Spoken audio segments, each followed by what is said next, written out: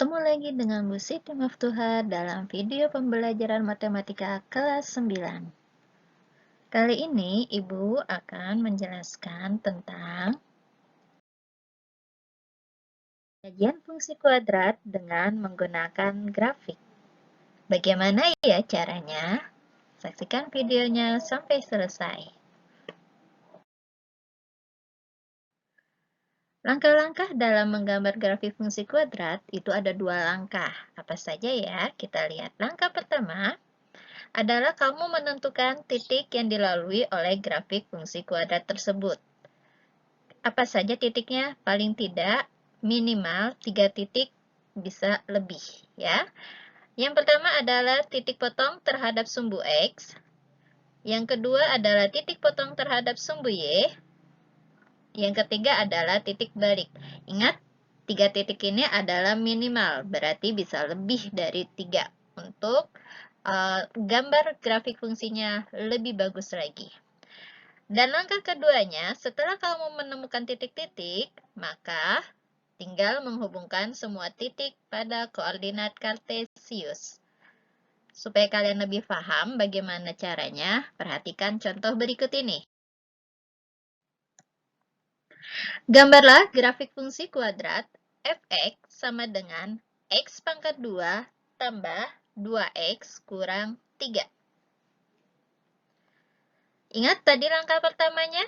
Ya, minimal kalian harus menemukan 3 titik. Oke. Yang pertama adalah dengan titik potong terhadap sumbu X. Dengan syarat nilai Y-nya sama dengan 0.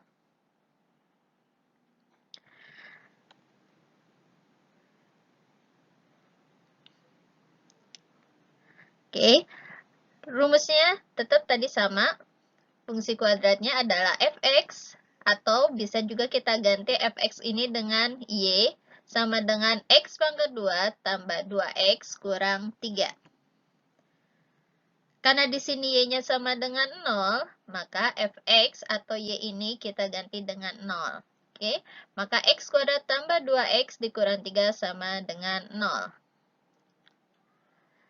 Bentuknya hampir sama seperti persamaan kuadrat ya. Ya, dan kamu masih ingat bagaimana cara mencari nilai X-nya? Ya, caranya adalah bisa dengan pemfaktoran, bisa dengan rumus ABC, atau dengan melengkapi kuadrat sempurna. Tapi kali ini kita akan menggunakan dengan pemfaktoran. Kalian harus cari perkalian yang hasilnya adalah, di sini 1 A-nya, C-nya adalah min 3. Berarti perkalian yang hasilnya min 3. Tapi, kalau ditambah, dia hasilnya adalah 2. Oke, hasilnya adalah 2. Kira-kira berapa ya angkanya? Kalau dikalikan hasilnya min 3, tapi kalau dijumlahkan hasilnya 2. Berarti kalau perkalian yang hasilnya min 3, hanya ada 1 kali 3. Berarti di sini juga 1 dan 3. Tapi bagaimana caranya supaya hasilnya bisa 2? Karena kalau 1 tambah 3 tidak mungkin 2 kan? Di sini nilainya positif. Karena dia bernilai positif, berarti 1 dan 3, yang besar 3, maka 3 ini bernilai positif. Berarti yang bernilai negatif adalah min 1. Maka di sini juga kita kasih min 1. Setelah diberikan negatif 1 dikali 3, benar ya hasilnya min 3. Tapi jika dijumlahkan, benar ya hasilnya 2. Maka akan kita dapat pemfaktorannya. Di sini karena A-nya adalah 1, berarti kita bisa langsung nilainya adalah X. Ini kita ambil bernilai min 1, berarti sama saja min 1. Langsung kita tulis. Lalu di sini X. Di sini adalah 3. Oke, maka didapat nilai X sama dengan min 1, jangan sama dengan dulu ya, supaya kalian lebih paham. Berarti X min 1 sama dengan 0, maka X-nya sama dengan 1, karena dia pindah ruas. Oke? Lanjut lagi untuk pemfaktoran yang keduanya, yaitu X tambah 3. Berarti sama dengan 0. Berarti X-nya adalah sama dengan, karena dia positif, berarti ketika pindah ruas maka bernilai negatif 3. Maka di sini didapat nilai titik potong terhadap sumbu X dengan Y sama dengan 0 adalah titiknya 1,0 dan min 3,0. Oke, sudah kita dapatkan untuk titik potong terhadap sumbu X. Kita lanjutkan lagi ke titik yang kedua, yaitu titik potong terhadap sumbu Y dengan X-nya sama dengan 0. Berarti X-nya di persamaan tersebut, X-nya ini akan kita ganti dengan angka 0. Oke, maka didapat X-nya, dan tadi Fx jadi F0, X kuadrat menjadi 0 kuadrat, 2, X-nya kita ganti substitusi dengan 0, dikurang 3. 0 kuadrat 0, 2 kali 0, 0, dikurang 3. Maka F0 hasilnya adalah min 3. Maka didapat titik potong terhadap sumbu Y adalah 0, min 3. Oke, kita lanjutkan ke titik selanjutnya, yaitu tadi adalah titik balik. Titik balik itu berarti ada titik balik maksimum dan minimum. Karena di sini A-nya bernilai 1 atau A lebih besar dari 0, maka akan terjadi titik balik minimum. Oke, seperti apa sih rumus titik balik tersebut? Rumus titik baliknya adalah min B per 2A, D per min 4A, di mana min B per 2A ini adalah sebagai nilai X, yang D per min 4A adalah nilai Y. Oke, berarti kita akan mencari dulu untuk X-nya. Masih ingat A dan B serta C-nya?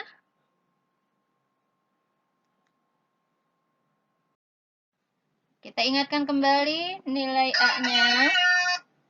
Nilai A-nya adalah 1, B-nya adalah 2, dan C-nya adalah negatif 3. Oke, kita cari nilai X-nya, yaitu tadi rumusnya min B per 2A. Berarti min B-nya 2 per 2 kali 1. Hasilnya adalah 2 kali 1, 2, berarti 2 dibagi 2, nilainya 1, depannya negatif, berarti negatif 1. Oke, kita sudah dapat nilai X untuk titik baliknya. Sekarang kita ke Y, yaitu tadi rumusnya adalah D per min 4A. Di mana D itu adalah rumus diskriminan, yaitu B kuadrat dikurang 4 kali A kali C per min 4A. B-nya nilainya adalah 2, berarti 2 kuadrat dikurang 4, kali A-nya 1, C-nya negatif 3, per min 4 dikali 1. Oke, 2 kuadrat hasilnya adalah 4. Negatif 4 kali 1 hasilnya negatif 4, dikali negatif 3, negatif kali negatif adalah positif, 4 kali 3 hasilnya adalah 12, per min 4. Sama dengan 4 tambah 12, 16, 16 dibagi negatif 4, maka hasilnya adalah negatif 4. Oke, sudah kita dapat nilai X dan nilai Y, maka rumus titik baliknya akan menjadi min 1, min 4. Alhamdulillah sudah kita dapat 3 titik ya. Setelah dihitung ternyata menghasilkan 4 titik, yaitu titik potong terhadap sumbu X 1,0, dan min 3,0. Lalu titik potong terhadap sumbu Y-nya adalah 0, min 3 dan titik baliknya adalah min 1, min 4. Sekarang kita tinggal buat grafiknya. Dari perhitungan tadi, kita sudah mendapatkan titik 4 buah titik, yaitu titik potong terhadap sumbu X, yaitu di min 3,0 dan 1,0. Kita juga sudah mendapat titik potong terhadap sumbu Y di 0, min 3 dan titik baliknya min 1, min 4. Sekarang kita akan masukkan di koordinat kartesius. Seperti apa sih grafiknya nanti yang terbentuk? Oke, kita buat titik-titik dulu di koordinat kartesius. Yang pertama adalah kita buat untuk titik potong terhadap sumbu X di min 3. X-nya min 3,0. Berarti letaknya di sini. Ini diberikan, Ibu beri nama titik A. Min 3,0. Lalu satunya lagi adalah titik potong terhadap sumbu X juga di 1,0. Berarti nilai X-nya 1, Y-nya 0, berarti letaknya ada di sini. Dia disebut juga titik B, 1,0. Dan titik potong terhadap sumbu Y. Terhadap sumbu Y itu 0, min 3. X-nya 0, Y-nya min 3, berarti letaknya ada di bawah. Nah, di sini adalah untuk titik potong terhadap sumbu Y, diberi nama titik C, min 0, min 3. Lalu titik baliknya adalah min 1, min 4, berarti X-nya min 1, Y-nya min 4, letaknya ada di sini. Titik baliknya dinamakan titik D, titik baliknya. Nah, setelah ini kita tadi juga sudah mencari angka-angka yang lain atau titik-titik yang lain, yaitu yang kita gunakan adalah dengan nilai X-nya, absisnya min 4, didapat ordinatnya atau Y-nya itu bernilai 5. Berarti titiknya letaknya ada di sini, ya, min 4,5. Ini diberi nama titik E. Lalu kita juga sudah mencari titik X-nya 2, didapat nilai Y-nya 5. Berarti letak titiknya di sini, Ibu beri nama titik F. Oke, sudah didapat titik-titik ini. Ini selesai langkah pertama, ya, langkah pertama. Langkah keduanya adalah menghubungkan titik-titik yang ada. Nah, untuk menghubungkan titik yang ada itu kita tidak mengikuti abjad, tapi kita urutkan sesuai dengan angka yang ada di sumbu X, ya. Kita boleh dari angka tertinggi dulu atau ke rendah. Yang penting berurutan. Nah, di sini kita angka X-nya itu min 4 paling kecil, berarti kita mulai dari min 4, nanti ditarik ke min 3, tarik lagi, min 2 nya nggak ada, nggak apa-apa, kita lewatin langsung ke min 1, naik lagi ya ke 0, min 3, naik ke B, naik ke F. Dan bisa diteruskan lagi jika buku kotak kamu banyak, ya. Termasuk di tempat Ibu ini kalau koordinatnya panjang juga bisa dilanjutkan. Oke, seperti apa grafiknya? Kalau kita tebalkan garisnya, ternyata grafik untuk fungsi kuadrat X pangkat 2 tambah 2X min 3 adalah seperti ini, ya. Nah, sudah didapat nih fungsinya, nilainya adalah min 3X.